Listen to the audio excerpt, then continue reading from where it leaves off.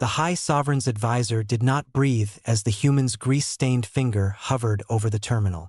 Outside the reinforced viewport of the Valyrian Prime Citadel, 27 Obsidian assault cruisers hung in a predatory grid, their weapons slaving to a single command that would erase the palace and the injured princess within. Kalen Vance looked at the diagnostic screen, then at the silent, terrified alien lords. He didn't ask for permission before he slammed his fist into the override. The screen flickered red.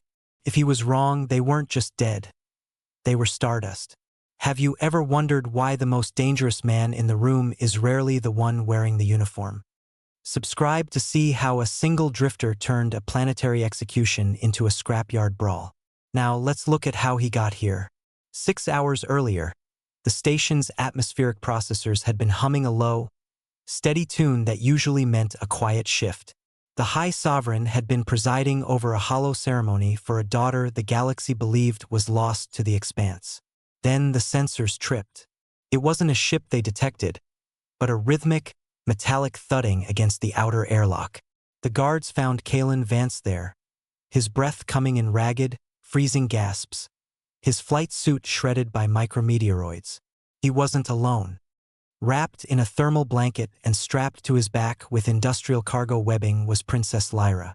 Her skin was a pale, sickly violet, and her breathing was shallow, but she was alive.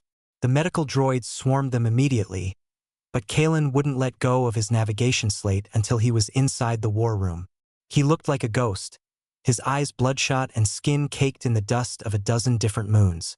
While the High Council debated the impossibility of his survival, Kalen moved to the central holographic tactical map.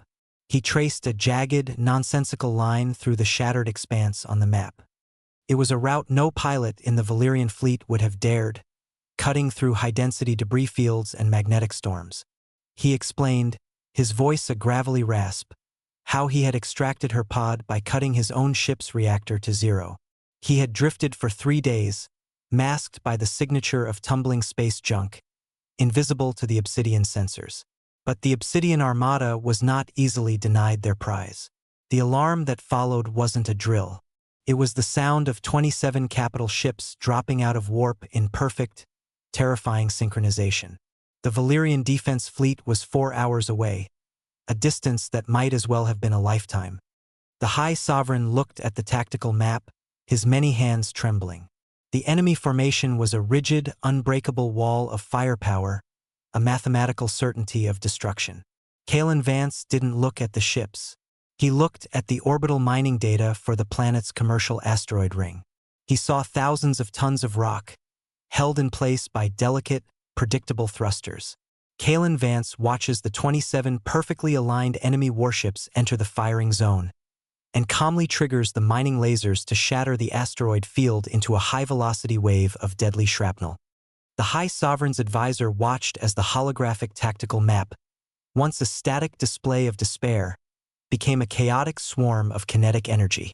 Kalen's fingers danced across the interface with a rough, practiced efficiency that bypassed every safety protocol the Valyrian engineers had spent centuries perfecting. He wasn't hacking the system. He was breaking it. A heavy silence fell over the war room as the first mining lasers struck. They didn't hit the warships.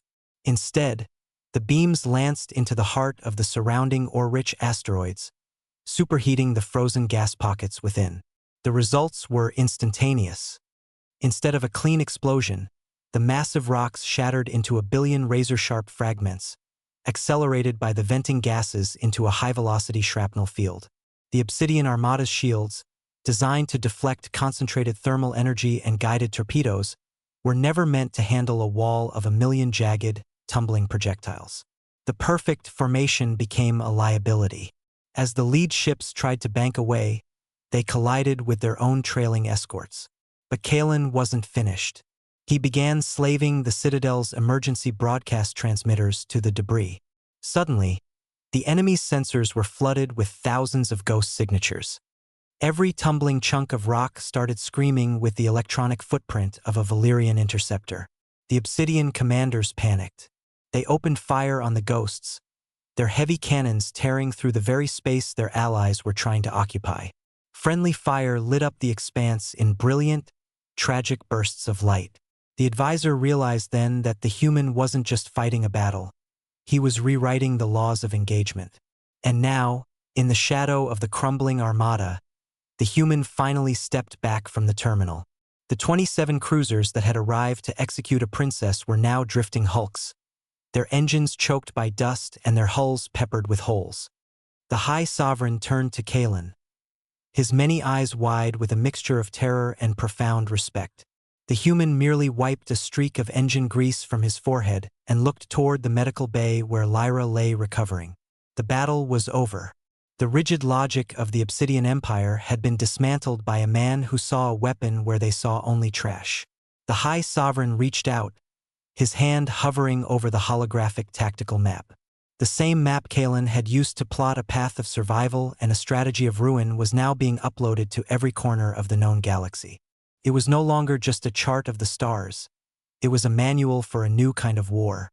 The advisor looked at the map, then at the exhausted human, realizing that the galaxy would never look at a dusty drifter the same way again.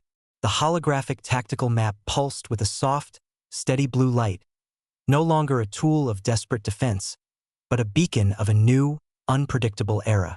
The humans' tactics have officially changed the way the High Council views the stars. If you were the High Sovereign, would you trust a human to lead your entire defense fleet after seeing this? Come back tomorrow for the next chronicle from the Shattered Expanse.